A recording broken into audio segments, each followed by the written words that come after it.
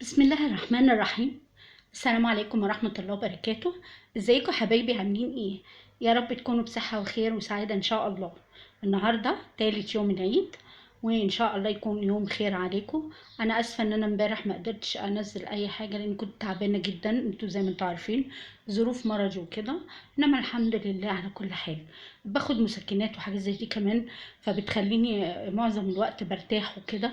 وعقبال ما بنزل الفيديو وبعمل له المونتاج بتاعه ولا ايا كان، وبكتب الحاجات اللي بكتبها فيه وكده، كل ده بياخد من مجهودي. والله العظيم بتعب جدا جدا جدا، رغم ان انا جايبه يعني تاب هو على قده، بس ايه، ماشي حلو يعني، بقدر اشوف منه. ما قدرتش اجيب موبايل صغير ولا كده عشان ابقى شايفه كويس يعني.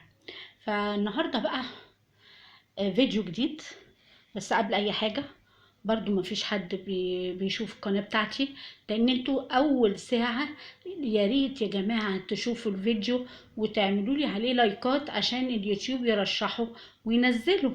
غير كده انا فيديوهاتي كأنها بالظبط محطوطة في التلاجة. عارف لما يبقى عندك تلاجة خربانة وحاطط فيها فيديو حاجاتك اللي مش بتستعملها؟ انا كده بالظبط، كأن فيديوهاتي مسقعاها في التلاجة او مبوظاها في التلاجة وخلاص. فوالله ربنا يعني ببذل فيها مجهود وفي الاخر ما بتتشافش. فالرك عليكم انتوا لو سمحتوا في الاشتراك والشير والتعليق وتحطوا لي لايك، والله ما هتاخد في ايديكم لحظة بالظبط. الفيديو بتاع النهاردة فيديو غريب جدا جدا جدا. طلعت لنا فنانة، هي مغنية اسمها ميرنا طارق. امبارح نزلت فيديو على الفيسبوك بتقول فيه: الحقوني، جوزي الملحن أحمد البرازيلي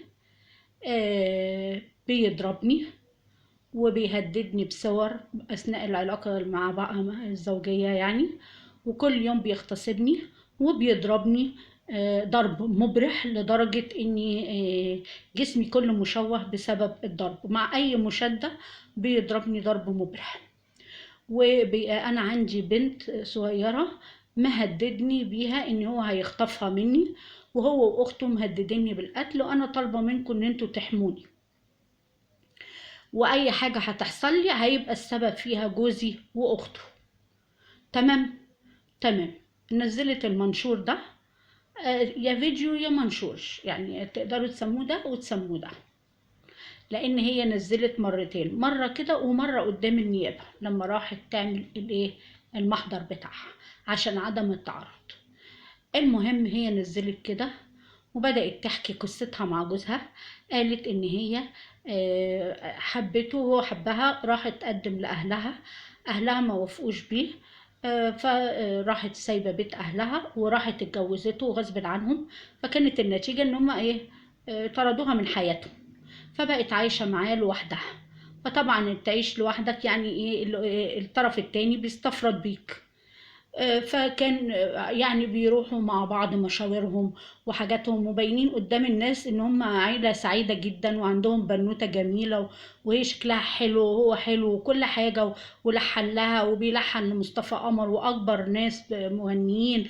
وهي عاملة عامل لها، انتج لها 3 فيديوهات، 3 اغنيات، منهم 2 مع مصطفى قمر، بس انا معرفش دول ايه دول.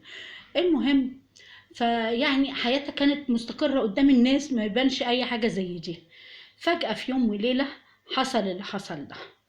تاني يوم نزلت بقى بفيديو قدام النيابة، وطبعا شكلها يعني مضروب ومعيط وحالتها بالبلة. وعادت تاني نفس الكلام وقالت انا داخله بعمل له محضر بعدم التعرض، لانه بيبتزني كمان بصور في اثناء العلاقه الزوجيه، وبيغتصبني بدون رضايا غصب عني وكل يوم. والكلام ده بدأ بقاله 6 شهور. طب يا ستي ايه وماشي ايه الكلام ده بقى؟ دلوقتي محاضر ونيابة والكلام ده ما نعرفش.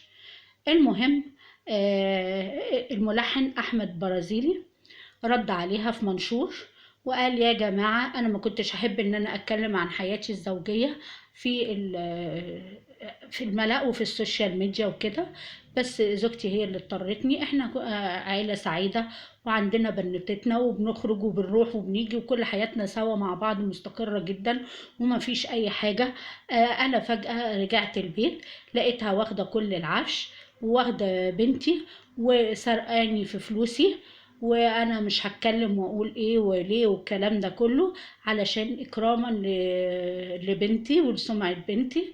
مش هقول ليه اللي كان بيحصل ايه بالظبط. بس اللي اقدر اقوله لكم ان انا مش فاهم ايه يعني انا لما روحت واتصلت بيها عملت لي بلوك في كل الحاجات، وزي ايه ضربني وبكى وسبقني واشتكى. الكلام عكس بعض، وانا لا كنت بغتصبها ولا كنت بعمل لها ولا بعد لها. اصحابي اللي قالوا لي الحق، ده نزل لك فيديو في النيابه ومش عارف ايه. ما كنتش يعني في دماغي اي حاجه زي كده، وانا ما بضربهاش، انا بعملها احسن معامله وكل يشهد وكلام من ده. دلوقتي هي قالت وهو قال، والموضوع قدام المحاكم. اللي انا مستغربه له حاجتين: اول حاجه ان هي بتقول جوزي يغتصبني. في راجل بيغتصب مراته؟ في راجل بيغتصب مراته لما بيعاشرها غصب عنها، ياخدها كده من شعرها ينيمها على السرير ويعمل اللي هو عايزه، وبعدين خلاص. الموضوع ده يا جماعة احنا مش حيوانات، احنا المفروض الست تبقى راضية والراجل يبقى راضي حتى عشان يبقى موضوع لذيذ. تاني حاجة ان هو من خلال السطور بتاعته بيتهمها شبه اتهامات كده، يعني ان ايه، في حاجة فيها مش مظبوطة. فيعني احنا هنشوف النيابة هتقول ايه والدنيا هتمشي ازاي. بس طبعا يعني الفضايح والحاجات دي كلها على فكرة ما بتتمحيش، اليوتيوب ما بيتمحيش، الفيديوهات اللي بتنزل والحاجات دي ما بتتمحيش. يا زمانها مثلا لان هي كانت بتقول للناس شيروا لي في كل مكان، زمان 600 700 الف كده منزلين الحاجات بتاعتها. بكره ما بنتها تكبر هتشوف الكلام ده، وتشوف ان ابوها كان بيغتصب امها وبيضربها، وان الام عملت له بلوك وسرقت فلوسه ومش عارفه ايه، اتهامات يعني الاتنين لبعضيهم. وهنشوف. والمهم ان الزوج ما يتهورش في يوم من الايام وينفذ تهديده بانه يقتلها او يأذيها، ويسيبها لغايه ما نشوف القانون مين كلام مين فيهم هو اللي صح. ده كان الفيديو بتاعي النهارده. ولو سمحتوا قبل ما تخرجوا ما تنسوش تعملوا لي لايك وشير واشتراك في القناه وتعليقكم الجميل. نفسي اقرا تعليقات كده واتفاعل مع الناس، وانا متشكره جدا لحسن استماعكم. انا اسفه على صوتي النهارده لان والله ربنا عالم ان انا تعبانه قد ايه، باخد ادويه قويه جدا عشان الورم اللي عندي. ربنا يا رب ما يكتبه على حد. انا طبعا ما بقدرش اطلع بوشي عشان ظروفي يعني. انا متشكره جدا لحسن استماعكم، والسلام عليكم ورحمه الله وبركاته. شوفوا فيديوهاتي القديمه يا جماعه لو سمحتوا. سلام عليكم.